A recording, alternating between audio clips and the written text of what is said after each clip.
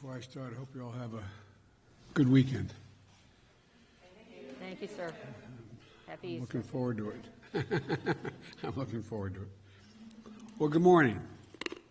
This morning we've learned that our economy created 900,000 jobs in March. It means the first 2 months of our administration has seen more new jobs created than the first 2 months in any administration in history. But we still have a long way to go to get our economy back on track after the worst economic and job crisis in nearly a century. But my message to the American people is this: help is here, opportunity is coming, and at long last there's hope for so many families. Credit for this progress belongs not to me but to the American people, hard-working women and men who have struggled through this pandemic, never given up, and are determined to get the country back on track, as well as their families. But I think it's also a reflection of two things we're doing here.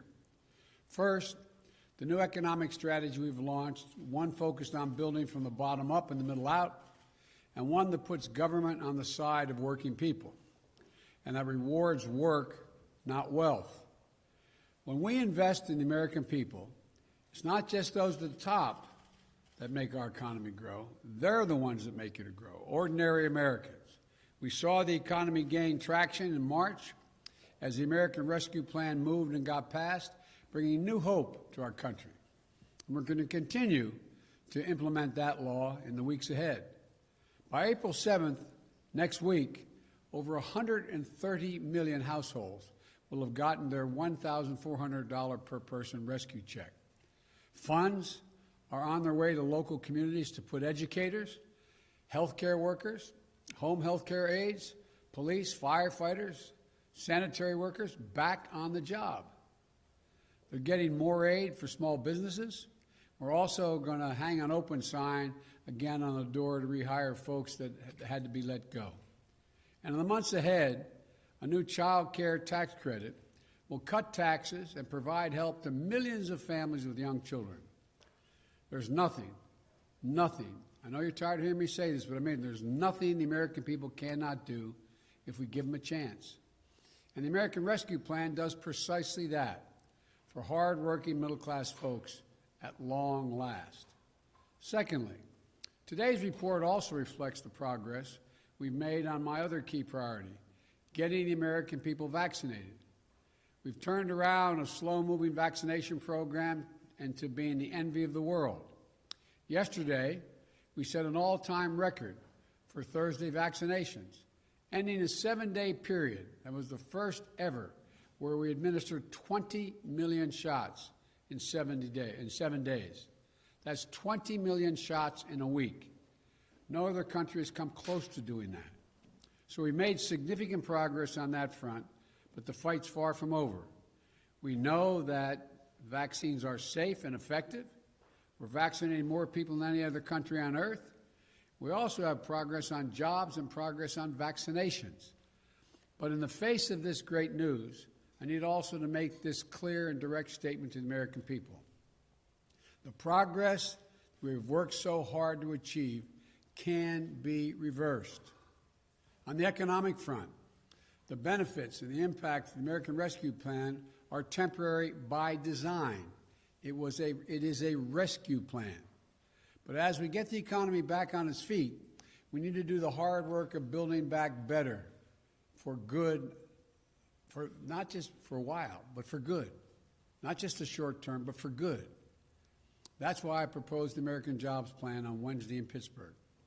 It's an 8-year program that invites, and let me put it another way.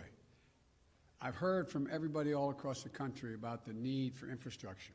How many times have we heard this is Infrastructure Week the last 4 years? About every second week was Infrastructure Week, but no infrastructure was built.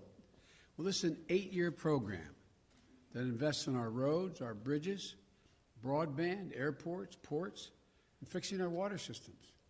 It's going to repair our VA hospitals across the country. Many of them are more than 50 years old and are in real need of help. It will invest in research and development to outcompete China and the rest of the world. Independent analysis shows that if we pass this plan, the economy will create 19 million jobs, good jobs, blue-collar jobs, jobs that pay well. That's long-term jobs for pipe fitters, healthcare workers, those who work in the steel factories and the cutting-edge labs as well. The new report out this week shows that nearly 90% of the infrastructure jobs created in the American Jobs Plan can be filled by people who don't have a college degree. 75% of those good-paying jobs don't need an associate's degree. It's a blue-collar blueprint for increasing the opportunity for people. This is an economic opportunity of those who have helped build the country and have been ignored or neglected for much too long by our government. It's a once-in-a-generation investment in our economic future, a chance to win the future, paid for by asking big corporations, many of which do not pay any taxes at all, just to begin to pay their fair share. And it won't raise a penny tax on a family making less than $400,000 a year. No federal tax. No addition. When Congress comes back after this Easter break, I'm going to begin meeting with Democrats, Republicans about this plan. I've spoken to Republicans on the phone. I'm going to be looking forward to meeting with them. They all have their ideas about what it will take, what they like and what they don't like. That's a good thing. That's the American way. Debate is welcome. Compromise is inevitable. Changes in my plan are certain. But inaction is not an option. The American people have been promised action and infrastructure for decades. They've been promised that after our leaders would take our country and make it more competitive for decades. I've made my plan to address this long overdue need, and it's clear. Polls already show strong support for infrastructure investment from the American people, whether they're Democrats, Republicans, or independents. Congress should debate my plan, change it, and offer alternatives if they think that's what they have to do. But Congress should act. Likewise, on the virus, our program there too can be undone. As fast as we're moving, more adults remain to be vaccinated in April, May, and June than have already been vaccinated in February and March. We are not even halfway done yet. Too many Americans are acting as if this fight is over. It is not. I've told people that if my administration did the hard work of getting shots to all Americans in the next few months, and if the American people continued to do their part, mask up, practice social distancing, we could have a more normal July 4th.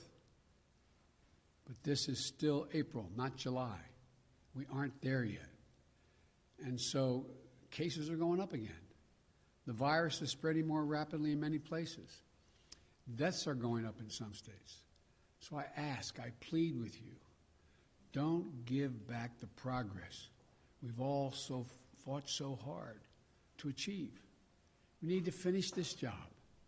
We need every American to buckle down and keep their guard up in this home stretch. Wear your mask. Keep safe distance from one another. Wash your hands. Get vaccinated when it's your turn. That's how we're going to beat the virus. Cast off the weight of the pandemic that's holding our economy back. Well, the earliest signs from this job report, this announcing today, are promising, and the American Rescue Plan is starting to make a real difference. Today's report also reminds us how deep a hole we started in. After a year of devastation, there are still 8.4 million fewer jobs today than there were last March. 8.4 million. We created 900,000 again, but 8.4 million jobs fewer today than last March. So too many Americans have been unemployed for longer than 6 months. Too many women have been forced out of the workforce. Unemployment among people of color remains far too high. Yes, we've made progress by starting to build an economy from the bottom up and the middle out. And yes, the American Rescue Plan is laying the foundation for that economy. But we still need the American Jobs Plan to build on that foundation, to build this country back better. So the bottom line is this. Today's report is good news. Today's report shows that the country can what it can do when we act together to fight a virus, to give working people the help they need. But we still have a long way to go. But I know that we're going to get there, and we're going to get there together. And may God bless you all, and may you have a happy Easter and a holy Easter. Thank you. Mr. President, will raising taxes slow the economy, Mr. President? How much credit are you taking for today's number? I'm giving credit to the American people. Is there a risk, sir, if raising taxes could slow the economy? Raising taxes, the studies show, will not slow the economy at all. Asking corporate America just to pay their fair share will not slow the economy at all. It will make the economy function better and will create more energy. Mr. McConnell says he's going to fight your administration every step of the way. What is your reaction to that? If the Republicans argue that we don't need infrastructure, it need not, they've been talking about the need for it for years now. If the Republicans decide that we need it but they're not going to pay for it, it's just going to increase the deficit.